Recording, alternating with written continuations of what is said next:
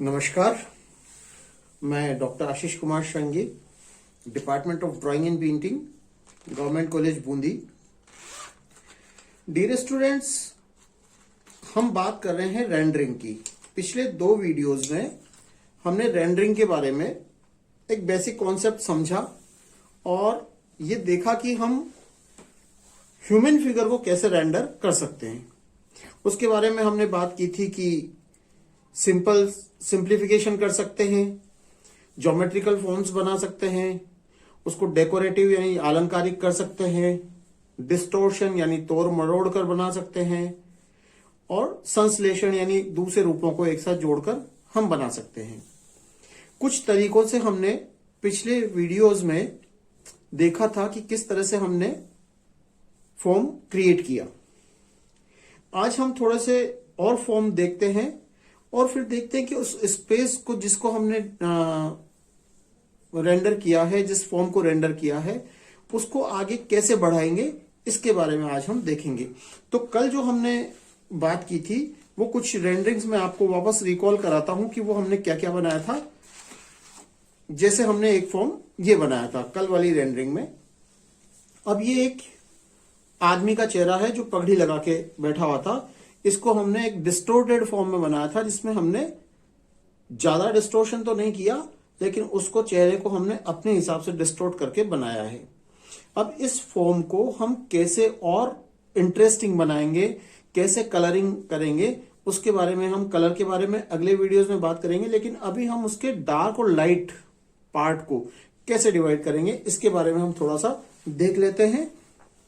तो यहां पर मैं आपको इस बने हुए फेस में एक बात हमेशा ध्यान में रखनी है कि हमारा जो बैकग्राउंड है, ये बैकग्राउंड इस फॉर्म को, जो मेन फॉर्म है, उस फॉर्म को, यानी ये जहां पर हमारा चेहरा बना हुआ है, ये तो हमारा कहलाता है सक्रिय अंतराल, और जो बाकी बचा हुआ है बैकग्राउंड, वो है हमारा सहायक अंतराल। तो सक्रिय अंतराल को इंपॉर्टेंस मिलनी चाहिए।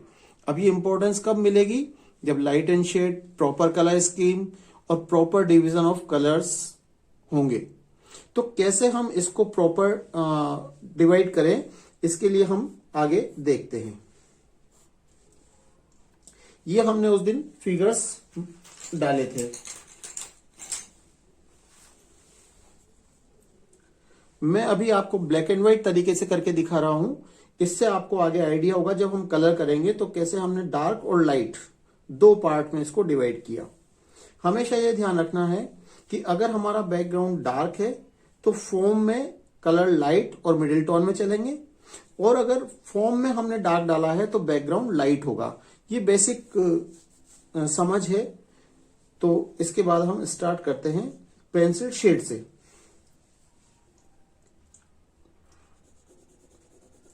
मोटा मोटा मैं आपको बताता हूं, और इसमें हमेशा ये ध्यान रखना है कलर करते हुए कि आपका ब्रश का जो स्ट्रोक है वो हमेशा एक क्वालिटी इंपैक्ट देता है। उसको बहुत स्मूथ हमेशा नहीं बनाना है। आपके ब्रश का स्ट्रोक भी आपकी आर्टिस्टिक अप्रोच को शो करता है।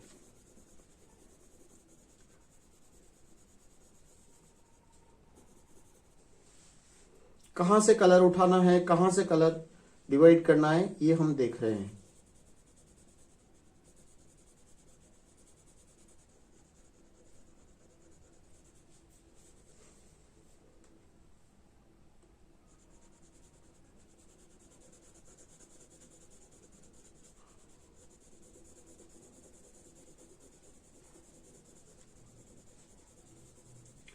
डार्क और लाइट 2 पार्ट में हम इसको डिवाइड करके देखेंगे। स्पेस डिवीजन को समझेंगे इसमें कि कैसे हमने 2 स्पेस को अलग अलग फॉर्मेट में डिवाइड किया, जिससे वो ज्यादा अट्रैक्टिव और उसका बैलेंस बन सके।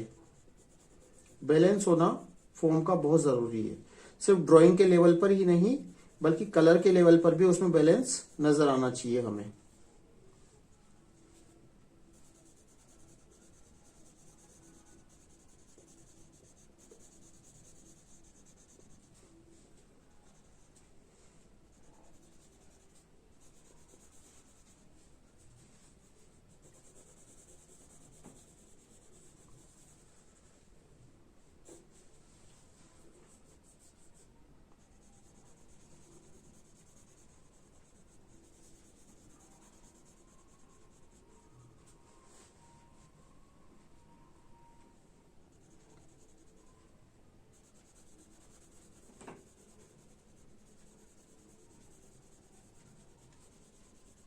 जितना बड़ा स्पेस हो उतने बड़े स्पेस में हमें लाइट कलर, उतना ही लाइट कलर, जितना छोटा स्पेस है उतना हमें ब्राइट और डार्क कलर हम अप्लाई कर सकते हैं।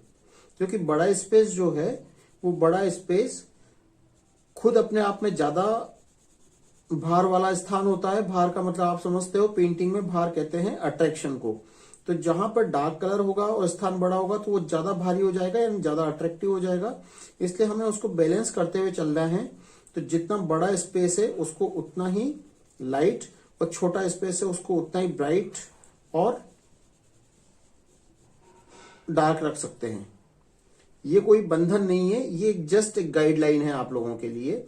उसमें आप अपने अनुसार चेंज कर सकते हो, ये कोई इश्यू ज्यादा बड़ा नहीं है, लेकिन उसका बैलेंस होना जरूरी है, ये आप लोगों को ध्यान रखना है।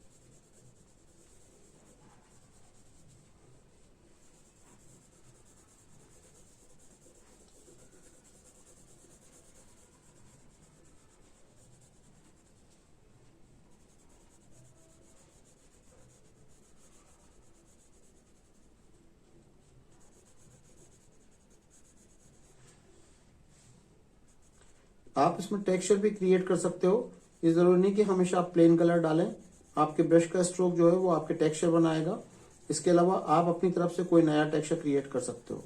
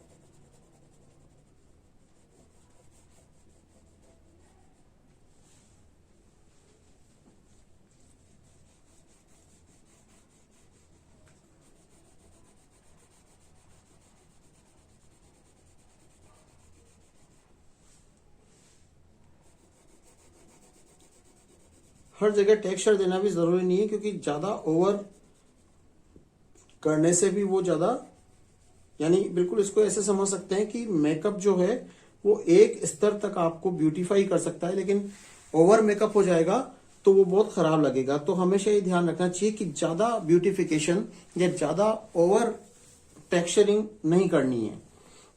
सिर्फ उस फॉर्म की मांग के अनुसार कितना उसको डिमांड है, कितना वो ठीक लग सकता है, उसमें उतना ही मेकअप हमें, यानी उतना ही टेक्सचर या उतने स्ट्रोक्स हमें दिखाने हैं। और ये करते करते आएगा, इसका कोई निश्चित सिद्धांत भी नहीं है कि ये कितना करना चाहिए। या वो खुद ही महसूस होगा काम करते हुए।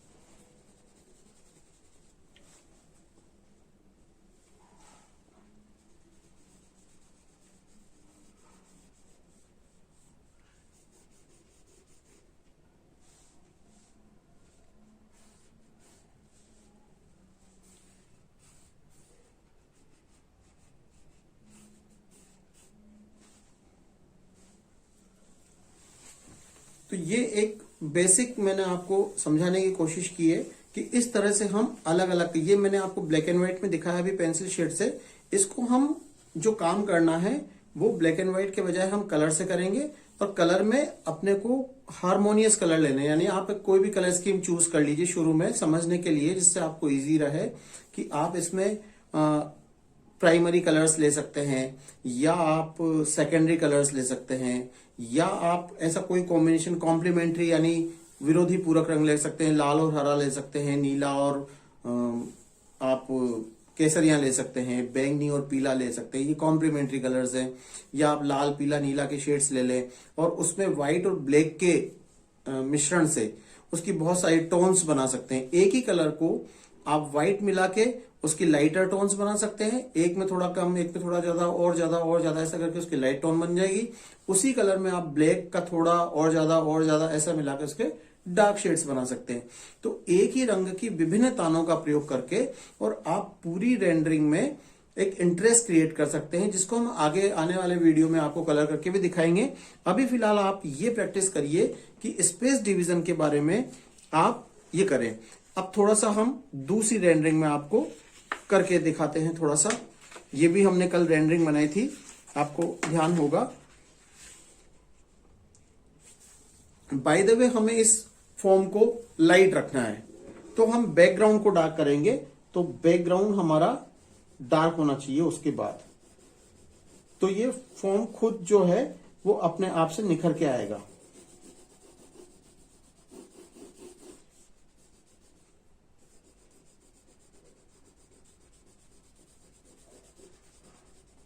ये नेगेटिव और पॉजिटिव स्पेस का मैटर है।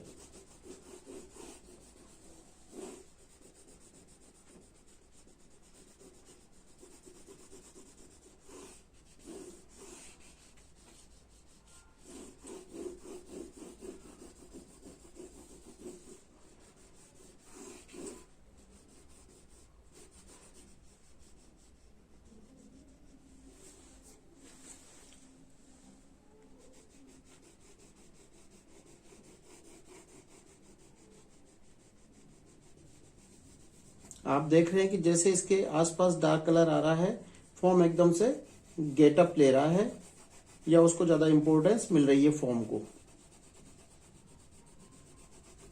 तो हमेशा अपने को ये ध्यान रखना है कि अगर फॉर्म में लाइट कलर है तो बैकग्राउंड डार्क, और बैकग्राउंड में लाइट है तो फॉर्म डार्क।